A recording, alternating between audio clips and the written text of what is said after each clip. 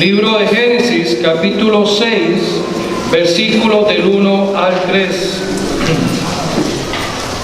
Esta mañana, hermanos, quisiera predicarles un tema que creo que es muy importante, que hemos titulado "Porque llegará el tiempo de Dios". Y determina un juicio cuando dice: "Mas serán sus días 120 años". Dios miró al hombre, Dios miró la condición, esa plaga que se había desatado, ¿verdad?, en medio de la humanidad, y dijo: "No va, ya no más, basta. Vamos a darle 120 años más. 120 años más en los cuales se les va a dar el aviso, se les va a comunicar, y el hombre tomará la decisión". Y como sabemos, el hombre no quiso cambiar. Solo Noé con su familia se salvó. Pero hermanos, llega el tiempo de Dios. Amén, hermanos. Amén. Llega el tiempo de Dios, el cual Dios hace algo, el cual Dios determina algo, y Él lo hace. Y lo importante es comprender esto, hermanos, que lo que acontece en nuestra vida no depende de nuestros tiempos, depende del tiempo que Dios ha definido. Porque llegará el tiempo de Dios. Vamos a orar en este momento. Padre, ayúdanos, Señor. Dios amado, tú has puesto este mensaje en mi corazón, Dios. Usted ha puesto bajo convicción mi vida de que esta es la palabra que debe ser enseñada en este momento, Dios.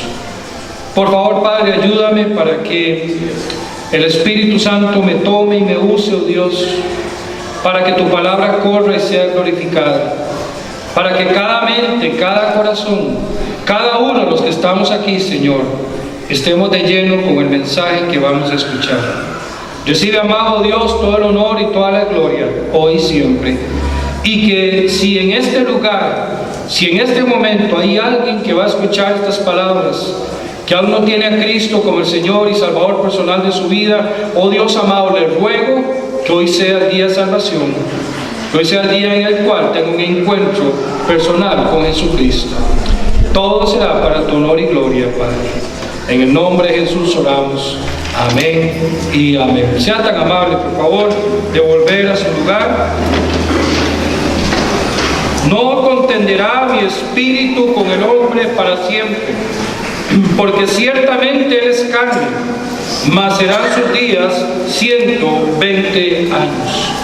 Hermanos, en este pasaje y en otros textos que encontramos en la palabra de Dios, nosotros podemos determinar sin ninguna duda, hermano, que Dios tiene sus tiempos, y que el hecho de que se cumpla o no el tiempo de Dios no es una atribución que tiene el hombre en sus manos, sino que si Dios lo establece, Dios lo hace. ¿Cuántos dicen amén, hermanos? Que si Dios lo establece, Él lo hace. Que si Dios dice es el momento para actuar o es el momento para hacer, Dios lo va a hacer.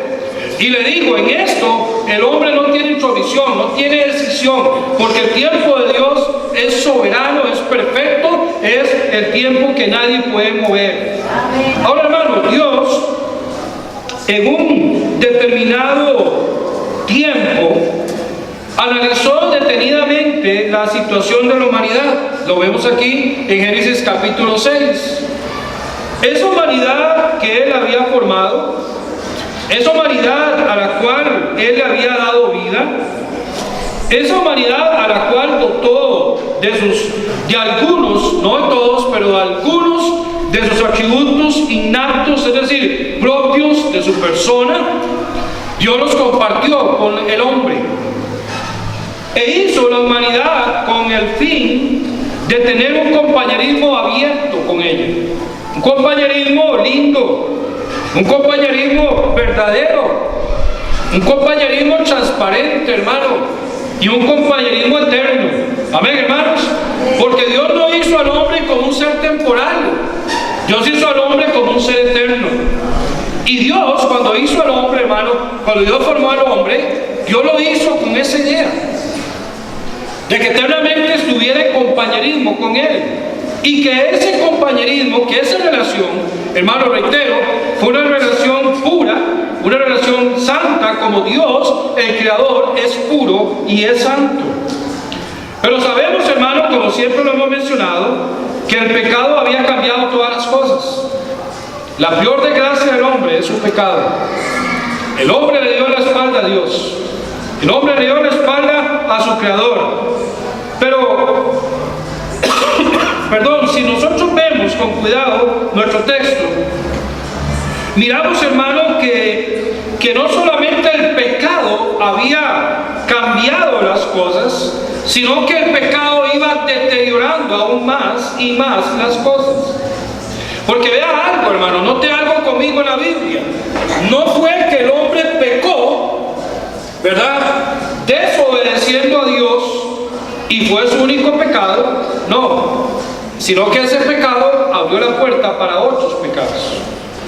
Y el hombre comenzó a cometer pecados terribles. Bueno, todo pecado es terrible, ¿ven, hermano? Pero fue como aumentando su escalada de maldad. Y usted ve al hombre cometiendo asesinato, hermano. Poco tiempo después, ¿verdad?, Caín matando a Abel, hermano. Todo había comenzado con una desobediencia a Dios. Pero vea usted cómo la escalada de pecado va en aumento, y el pecado va en aumento, y el pecado sigue aumentando, y sigue aumentando, y sigue aumentando. Y todos los seres humanos nacidos, hermano, de Adán y Eva, hermano, fueron concebidos en pecado, hermano, y vemos que ese espacio, esa brecha entre Adán y Eva y Noé, dio como resultado que las generaciones que iban viniendo, hermano, iban aumentando su maldad, iban aumentando su pecado. Y tanto así, hermano, que dice la palabra de Dios en el versículo 5 de Génesis 6, y vio Jehová que la maldad de los hombres era mucha en la tierra, y que todo asignio de los pensamientos del corazón de ellos era continuo solamente el mal. Vea qué interesante. Ya, si usted compara, hermano, y sígame en esto, el primer pecado que fue desobediencia cometido, en el huerto de Edén, y mira, ahora el hombre, toda la tierra, dice la palabra que la maldad era mucha en la tierra. ¿Qué significa?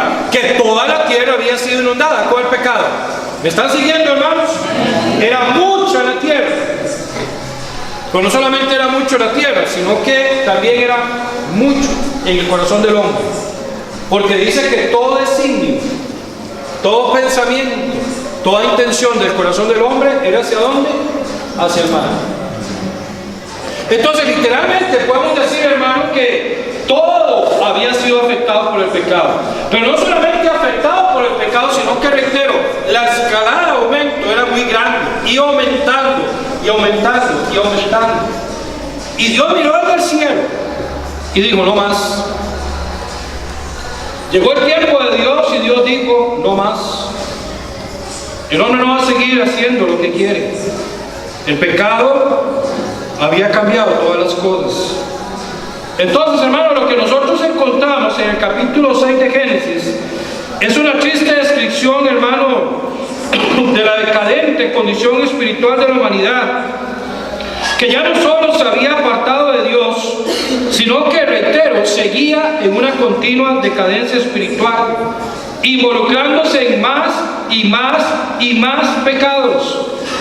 Detengámonos, por favor, un momento para meditar en algo. Cuando estudiamos este tema, por mi mente pasan cosas, hermano, que yo no sé si usted se pone a pensar, pero hay algo que a mí me llega a impresionar, hermano, y es el nivel de gravedad al que llegó la humanidad a causa de haberse alejado de Dios. Porque yo quiero decirle algo, el pecado nos expone. ¿Está de acuerdo conmigo, hermanos? El pecado nos expone. El pecado nos expone a sufrir las consecuencias que todo pecado concede. Y obviamente esa exposición no es, hermano, o sea, vamos a ver, es cierto que es terrible sufrir la vergüenza por el pecado, pero lo que es peor es sufrir el castigo de Dios por el pecado que nosotros cometemos. Y entonces, hermano, a eso me refiero. Cuando uno ve, hermano, el avance que había tenido, hermano, ese camino de maldad, el avance que había tenido ese camino de desobediencia, el avance que había tenido esa decadencia espiritual, en donde podemos ver, hermano, que el hombre iba dando tumbos y tumbos y tumbos y se iba alejando más y más de Dios, hermano, yo veo que el hombre había llegado a una situación de gravedad espiritual, que lo había expuesto, hermano, y lo tenía, hermano, en una situación totalmente desfavorable. ¿Por qué? Porque no solamente el hombre había empezado a alejarse de Dios, sino que el hombre continuamente se alejaba más de Dios. Pensando en eso, una pregunta, pasó por mi mente. Y es una pregunta que yo nunca me había hecho, y se la quiero hacer a ustedes esta mañana. ¿Quién enseñó al hombre a pecar? Porque no fue el diablo. No fue el diablo. El diablo lo condujo al pecado, ¿cierto, hermanos? Pero se ha preguntado quién enseñó al hombre a pecar.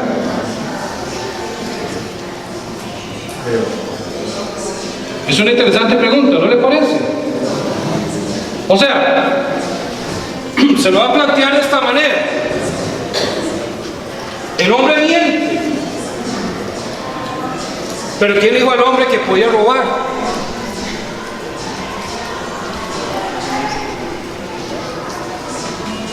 El hombre miente y roba. El hombre engaña. Pero ¿quién inventó el homicidio? ¿Quién dijo al hombre que podía matar? ¿Me estoy dando a entender? ¿Quién dijo al hombre que podía pasar la ley natural y podía fornicar? ¿Quién enseñó al hombre a romperse el estado de matrimonio y llegar a adulterar? ¿Quién enseñó al hombre a pecar?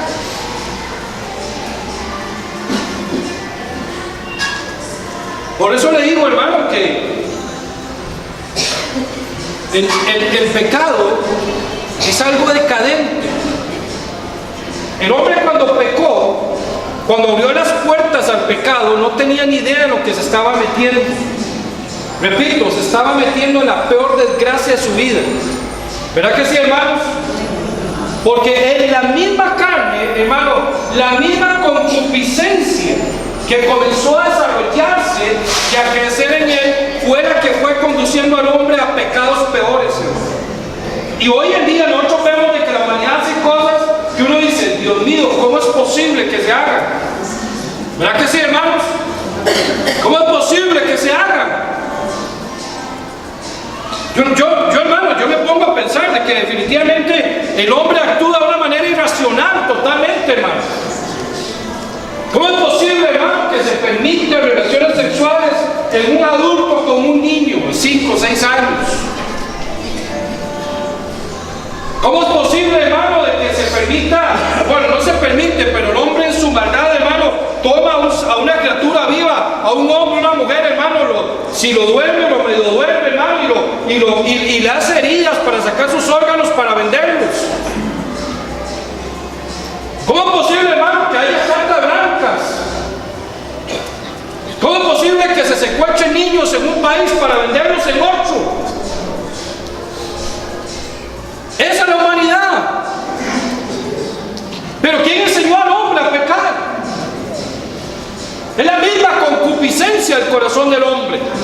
Es la misma maldad del corazón del hombre. ¿Por qué? Porque, hermano, el pecado es como una levadura, hermano. Va creciendo y va creciendo. Y al igual que la levadura es un proceso degenerativo, porque usted sabe que la levadura es un proceso de corrupción, de la misma manera el pecado, hermano, corrompe el alma, corrompe el espíritu, corrompe todo el ser.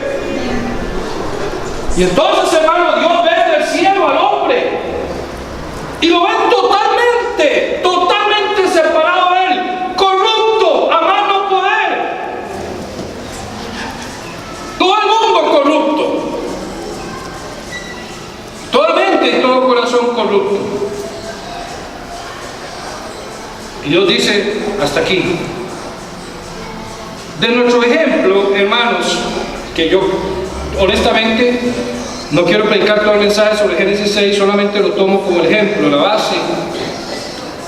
De nuestro ejemplo, hermano, miramos que que llega el tiempo establecido por Dios para algo específico.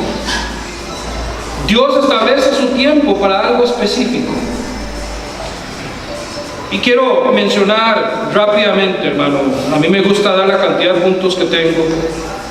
54 ocasiones en las cuales Dios actúa diferente. No, 6 tiempos de Dios, o 6 maneras en las cuales Dios actúa con el tiempo. Primero, hermano, Dios en ocasiones actúa, aquí le pongo unas comillas, en su tiempo, porque Dios siempre actúa cuando Él considera que es el mejor tiempo. Amén, hermanos, ¿me está siguiendo? Sí. La semana pasada, cuando yo prediqué el mensaje el domingo en la mañana o en la noche, no me recuerdo, no preciso, yo les dije que olvídese, Dios no llega ni tarde ni temprano, Dios siempre llega a tiempo. ¿Está de acuerdo conmigo? Sí. Dios siempre llega a tiempo, hermano. Entonces, hermano, en ocasiones Dios actúa de forma rápida y sin esperar nada más. ¿Verdad que sí, hermanos?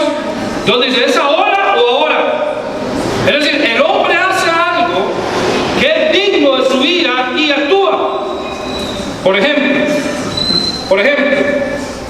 como también Dios actúa a favor del hombre. ¿Estamos de acuerdo, hermanos? Óigame, el pueblo de Israel tuvo sed, Dios actuó en el momento.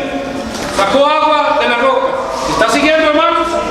El pueblo tuvo sed, Dios actuó una vez, endulzó las aguas amargas del mar. Pero también, hermano, en un momento determinado, por ejemplo, cuando Moisés estaba allá en el Sinaí, hermano, y desciende del monte, hermano, Dios le manifiesta a Moisés y a Josué. Cuando Josué le dice a Moisés, óigame, como que el pueblo está muy alegre. ¿Se recuerda, hermanos?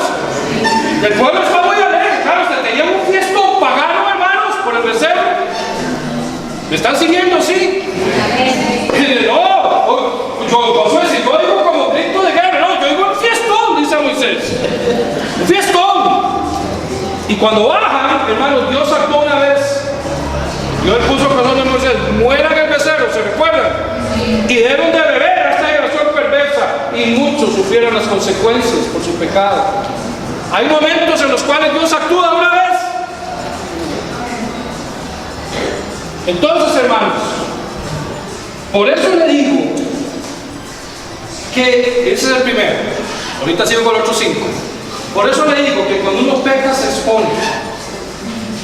Y no vale el precio exponerse. ¿Está de acuerdo conmigo, hermanos? No vale el precio exponerse. Yo le ruego a Dios que me proteja para no exponerme. Y cuando digo para no exponerme, no significa que para pecar ocultamente y que nadie se dé cuenta. No, porque aunque nadie en este mundo se dé cuenta, Dios todo lo sabe. A lo que digo yo es que Dios me guarde para no exponerme, hermano, es que yo cometa un pecado, hermano, que traiga la ira de Dios sobre mi vida, que traiga el fracaso sobre mi familia, hermano, que traiga el fracaso sobre mi ministerio y afecte a todo su pueblo, hermano. El pecado nos expone. Y hay momentos en los cuales, hermanos, Dios actuó de una vez. De una vez. Dios, para quien nada le es oculto, determinó que había pecado y actuó de una vez. En segundo lugar, Dios actúa de acuerdo a un plan por él definido, posterior a un tiempo de espera. Lo vemos aquí, hermano, en nuestro texto base. Dios no se propuso destruir la humanidad desde el momento en que pecó. Dios fue paciente. Amén, hermanos. Y después de un tiempo de espera, Dios vio que el pueblo iba en momento en su pecado, hermano, y esperó para emitir su juicio. Otro ejemplo que tenemos en esto, hermano, lo encontramos en el caso de Sodoma y Gomorra, hermanos. Cuando en Génesis 18:20, ante el pecado de Sodoma y Gomorra, dice la palabra de Dios, el pecado de ellos se ha agravado en extremo. Qué interesante. Es decir, que Dios miró que Sodoma y Gomorra pecaron, el pueblo pecó, pero no lo destruyó una vez. Porque Dios es tardo para la ira. Amén, hermanos. Y Dios es misericordioso. Pero el pueblo siguió pecando pecando, y dice la palabra de Dios, hermano, en Génesis 18:20, que el pecado de ellos se ha agravado en extremo. Es decir, ya no se puede más. Se ha agravado en extremo. Y usted sabe que lo que se agrava en extremo está pronto a morir. ¿Me está siguiendo, hermanos? Es decir, ya no había más que, hermano, cuando yo leo esta frase, yo me pongo a pensar, ¿será que ya no había nada más malo que hacer en Sodoma y Gomorra? Puede ser. Si usted me pregunta a mí, en Sodoma y Gomorra son unas perversiones más grandes que el hombre puede hacer. Porque esa es la palabra, del pecado se había agravado en el había llegado, o sea, no sé, tal vez la mejor frase que puedo usar, se habían pasado de malos. Se había agravado en el extremo. Por cierto, hermano,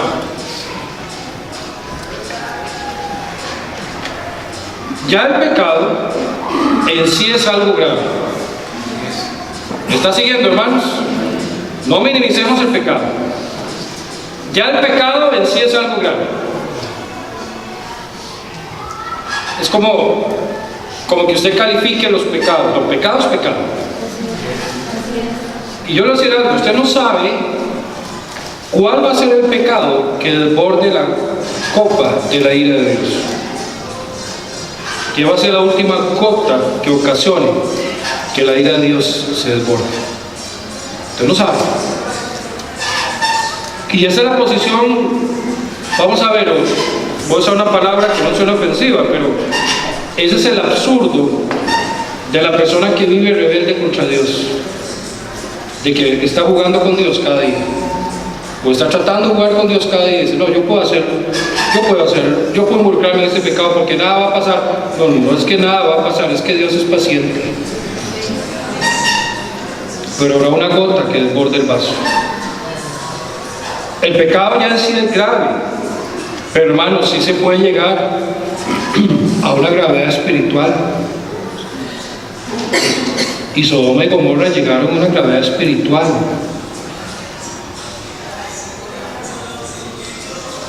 La palabra de Dios dice que hay pecado de muerte por el cual yo no pido que se ore.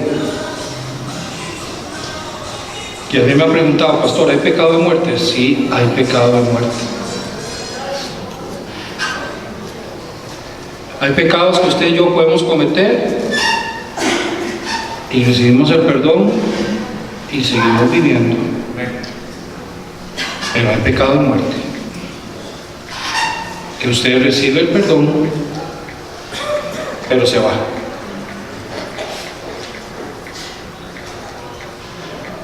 Pastor, ¿cuál es el pecado de muerte? Eso es lo más feo del asunto, que la Biblia no dice cuál es el pecado de muerte, pero hay pecado que mata, y usted lo sabe muy bien. Hay pecado que mata.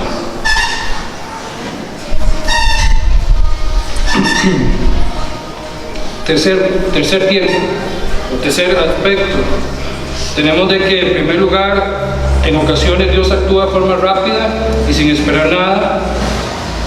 En segundo lugar, tenemos que Dios actúa de acuerdo a un plan por él definido, es decir, mi plan se va a desarrollar posterior a un tiempo de espera. En tercer lugar, vemos de que Dios no actúa sino hasta el tiempo en que ha demostrado mucha paciencia, mucha misericordia y mucha gracia hacia la humanidad. Y si usted me pregunta cuál es ese tiempo, es el tiempo precisamente que estamos viviendo. Vea lo que dice 2 de Pedro, capítulo 3, versículo 9. 2 de Pedro, capítulo 3, versículo 9. 2 de Pedro, capítulo 3, versículo 9. Dice la palabra en 2 Pedro 3:9, el Señor no retarda su promesa, según algunos la tienen por tardanza, sino que es paciente para con nosotros. Amén, hermanos. No queriendo que ninguno perezca, sino que todos procedan al arrepentimiento. Y si usted se pone a leer con detenimiento los versículos que anteceden, ya llanamente dice que todo va a ser destruido por fuego. Amén, hermanos. Y había quien decía que eso nunca iba a pasar, que por qué no había pasado, si Dios lo había prometido. Bueno, y Pedro hace la salvedad: el Señor no retarda su promesa, dice, se va a cumplir. Amén, hermanos. Pero es paciente para con todos. Mira, hermanos, hay cosas, hermanos, que Dios no ha hecho, no porque no la merezcamos, sino porque Él es paciente, hermanos. Porque recuerdo lo que dice la palabra: por la misericordia del Señor no hemos sido consumidos. Pero si Dios actuara como usted y yo actuamos, el culto estaría vacío probablemente, hermano. Y usted lo sabe. Porque si estamos aquí es por la pura misericordia de Dios. Hermano, entonces eso es lo que dice 2 Pedro 3:9, que Dios es paciente. Tenemos un ejemplo vivo, hermano, en el Antiguo Testamento, un ejemplo claro: Israel. ¿Cuántas veces Israel estuvo, hermano, que caminaba un poquito con Dios, tenía un pecado, venía el castigo de Dios y se ponían bien con Dios? Usted lo sabe muy bien, ¿verdad, hermanos? Seguían un tiempito bien con Dios, luego pecaban, Dios tenía misericordia, los perdonaba, el pueblo lloraba, se afligía, rasgaba las vestiduras y nuevamente otro tiempo con Dios. Característico en la época de los jueces, característico en la época de los profetas. Por cierto, característico en toda la humanidad. Porque uno vive pecando, cuando le jalan la cuerda se acuerda que es Dios. ¿Verdad que sí, hermanos? Que pide perdón a Dios y luego cuando ya está de nuevo bien, de nuevo, viva la fiesta. Entonces, muchos viven en ese jueguito. Hermano, pero Dios, sí, Dios fue paciente. El pueblo pecó, se arrepintió, lo perdonó. Y ahí va Dios, pero llegó un día en Jeremías: aunque se arrepientan, no los escucharé. Y así hizo Dios. Llegó el tiempo de Dios, hermano, en el cual había mostrado misericordia, había mostrado gracia, pero Dios dijo: no más, no más. Y Dios los castigó con el gran castigo, hermano, que Jerusalén quedó vacía en el cautiverio. Cuarto lugar, Dios también puede extender un tiempo que Él ha definido. Es decir, Dios puede dar otro tiempo. Y lo vemos, hermano, en Isaías 38, del 1 al 8, hermano. Isaías 38, del 1 al 8. Vea lo que dice Isaías 38, del 1 al 8. Del 1 al 8. En el caso de Ezequías, vea lo que dice la palabra. En aquellos días, Isaías 38. En aquellos días Ezequías enfermó de muerte, y vino a él el profeta Isaías, hijo de Amós, y le dijo: Jehová dice así: ordena tu casa, porque morirás y no vivirás. Qué calidad de anuncio. Amén, hermano. ¿Cómo se sentiría usted que le toque la puerta a un profeta? Claro, sabemos que hoy en día no hay profetas, ¿verdad? Usted sabe en la mañana: Richard, le tengo una noticia así, dice Dios que se va a morir. ¿Cómo? Así, como usted la recibió eso. Muerto de la risa. No, hermano. Yo no sé qué me haría si me dirían a mí que me muero mañana. Yo no sé, hermano. Mejor que no me digan. A ver, hermanos, mejor que no me digan. Entonces volvió Ezequías su rostro a la pared e hizo oración a Jehová. Y dijo: oh Jehová, te ruego que te acuerdes ahora que he andado delante de ti en verdad y con íntegro corazón, y que he hecho lo que ha sido agradable delante de tus ojos. Y lloró Ezequías con gran lloro. Entonces vino palabra de Jehová a Isaías diciendo: ve y di a Ezequías: Jehová Dios de David tu padre dice así: he oído tu oración y visto tus lágrimas. He aquí que yo añado, piensa en la palabra añadir. Amén, hermanos. ¿Qué significa añadir? Vamos, duro. Agregar. Significa que es algo que no estaba desde el origen. Amén, hermanos. ¿Me están siguiendo? Desde el principio. Es decir, Dios le había dado ese plazo de vida, pero por la oración digo: le voy a añadir más.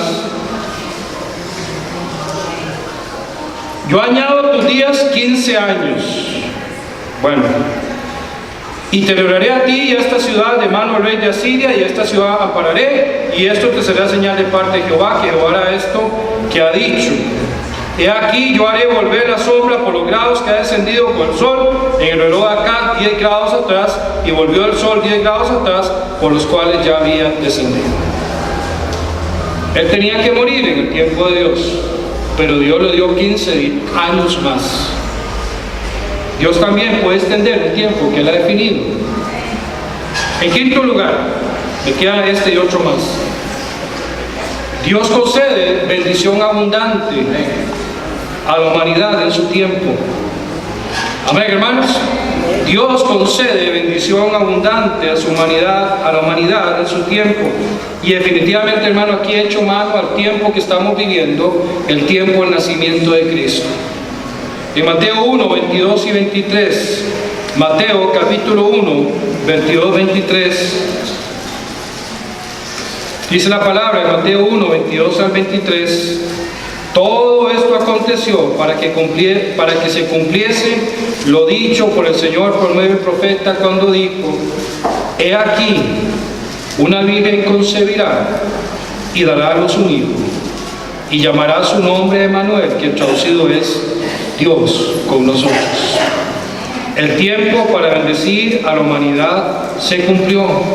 Pero no solamente en el nacimiento, sino que el tiempo para la proclama del Evangelio de los labios de Jesucristo también se cumplió. Vean lo que dice Marcos capítulo 1, que para mí son bendiciones que Dios da a la humanidad. El mensaje, dice la palabra en Marcos 1, 14 y 15.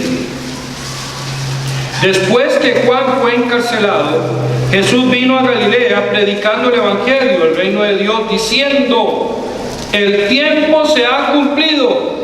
Amén, hermanos. Y el reino de Dios se ha acercado. Arrepentidos y creed en el Evangelio.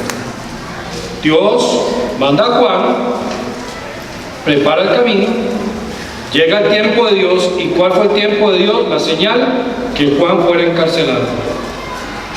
¿Por qué? Porque Juan iba a preparar el camino. Él no iba a predicar con Cristo. Él iba a preparar el camino predicando para que Cristo surgiera con la predicación. Era necesario que Juan saliera de escena para que Cristo entrara. Dios permite que Juan sea encarcelado, se cumplió el tiempo. Ahora sí, Cristo empieza su ministerio. Qué hermoso, amén, hermanos. El tiempo se ha cumplido. Y finalmente, hermanos, Dios ha definido un tiempo para que el hombre sea salvo. Él ha definido un tiempo para que el hombre sea salvo. Vean lo que dice 2 Corintios capítulo 6. 2 Corintios capítulo 6, versículo 1 y 2. Así pues, nosotros, como colaboradores suyos, os exhortamos también a que no recibáis en vano la gracia de Dios, porque dice: en tiempo aceptable te he oído, y en día de salvación te he socorrido. He aquí ahora el tiempo aceptable. Amén, hermanos. He aquí el día de salvación. Si usted en esta mañana no tiene la seguridad de que es un hijo de Dios, usted me pregunta y me dice: pastor, me resulta interesante que se mencione un tiempo para ser salvo. Pastor, ¿cuál es ese tiempo? Yo le voy a dar mi opinión. Para mí ese tiempo es el tiempo en que usted escucha el mensaje de salvación. Hay quienes escuchan el mensaje y lo rechazan y nunca llegan a ser salvos. Pero hay personas que escuchan el mensaje de salvación y ese momento son salvos porque creen en Cristo. ¿Sabe algo? Dios dio el remedio para el pecado del hombre. No para que el hombre deje de pecar, sino para la consecuencia eterna de su pecado. Y ese remedio lo vimos ahora, es Jesucristo, que nació en este mundo que predicó el Evangelio.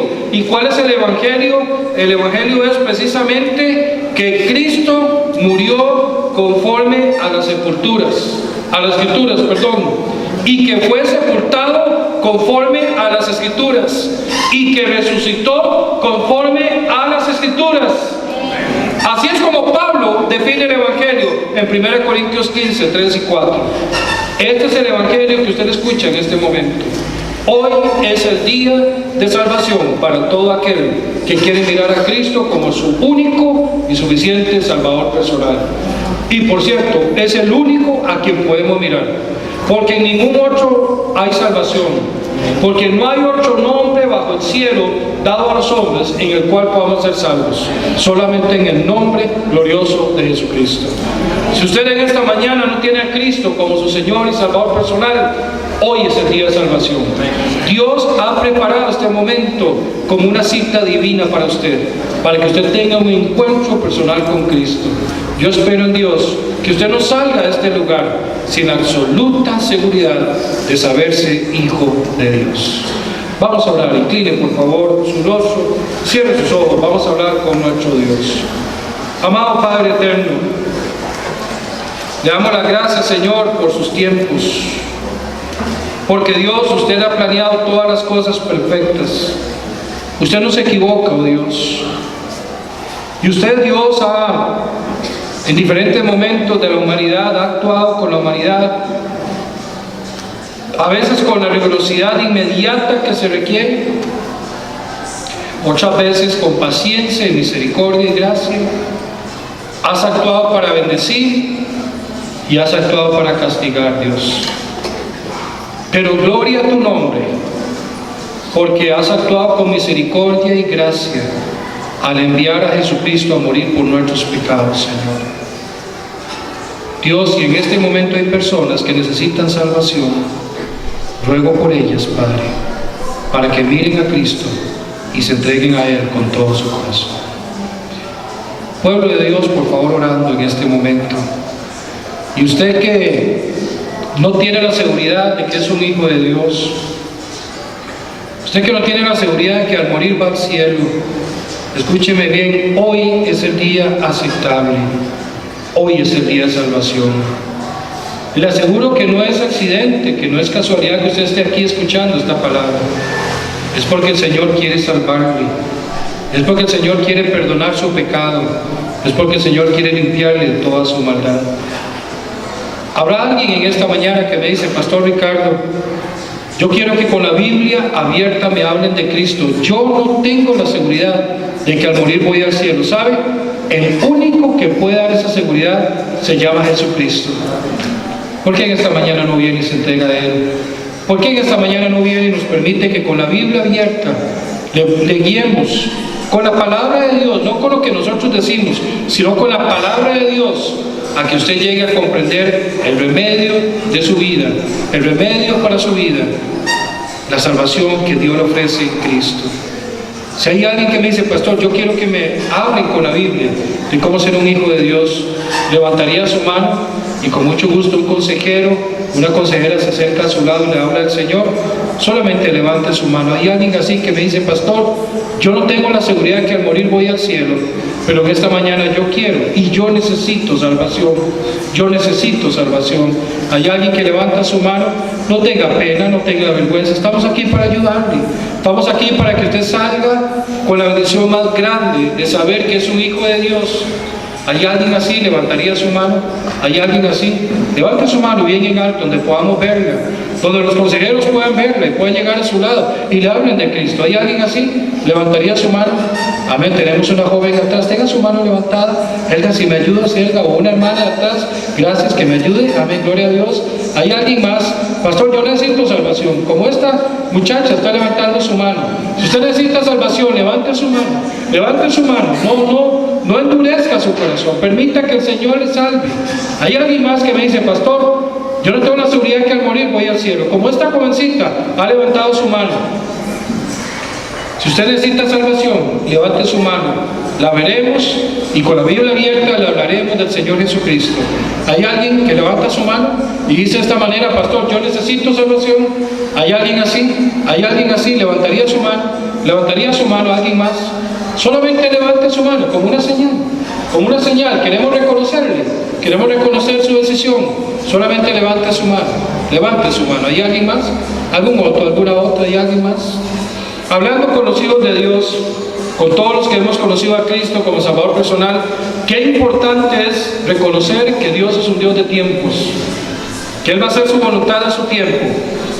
¿Cuántos dicen: Dios, yo quiero vivir en tu voluntad, para que al tiempo de tu gracia y tu misericordia mi alma sea favorecida con ella?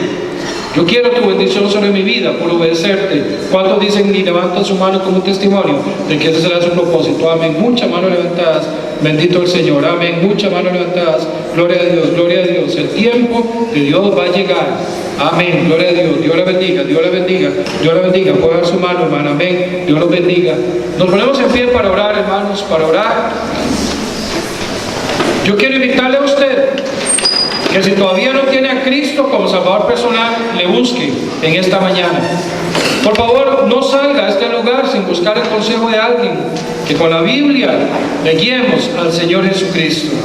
Dios quiere salvarnos, Él quiere perdonar nuestros pecados, limpiarnos de toda maldad. Si usted no ha tomado esa decisión, ojalá que al igual que esta joven la está tomando, usted en esta mañana tome esta decisión. Acompáñame en oración, por favor. Padre, gracias, Señor, por la predicación de su palabra. Gracias, Señor, por el Espíritu Santo que la ha usado, la ha aplicado en nuestra vida, oh Dios. Le ruego, amado Padre, que nos guíes para que siempre podamos entender el tiempo suyo, el momento suyo, esperar ese instante, Dios, en el cual su mano se va a mover, y esperamos que por nuestra obediencia se mueva a nuestro favor, Dios. Gracias por el mensaje que hemos escuchado. Para ti sea todo honor y toda la gloria. Y a esta joven que está entregando su vida a Jesucristo, Padre, trae salvación sobre su vida. Y gracias porque su mano no se ha cortado para salvar. Gracias, Señor, porque eres bueno. Que tu bendición y tu protección nos lleve a casa, oh Dios. En el nombre de Jesús oramos. Amén y amén. Hermanos, gracias por su paciencia al darnos estos minutos de más. Que Dios les bendiga. Nos vemos hoy a las 5 de la tarde.